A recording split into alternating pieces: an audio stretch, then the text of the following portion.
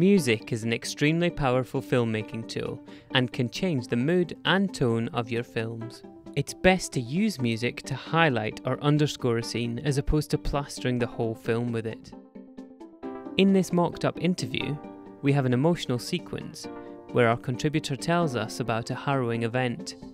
There's a particular point where music could be useful to finish off a sequence and let the film breathe. And not only had the love of my life died in that crash. I'm going to choose a track that is quite driving and will accent what the interviewee is saying.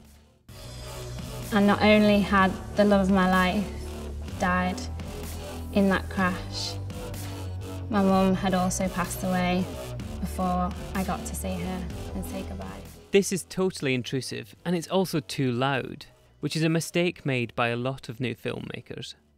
Trust that your audience want to hear what is being said clearly, without having to strain over music. For this bit of sync, we want to finish off the sequence and feel something from it. Let's see what this track does to the film. And not only had the love of my life died in that crash, my mum had also passed away before I got to see her and say goodbye.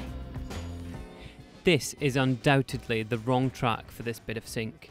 It's quirky, happy and upbeat, which is the opposite of what this section needs.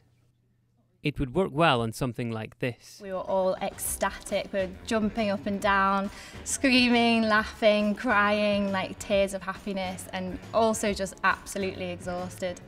So, we're after something with a sombre tone that leads the audience out of the sequence and leaves them feeling reflective. Perhaps something like this. And not only had the love of my life died in that crash, my mum had also passed away before I got to see her and say goodbye. This one is perfect because it's emotive and fits what the interviewee is saying. It's subtle, and that is key to using music effectively in your films.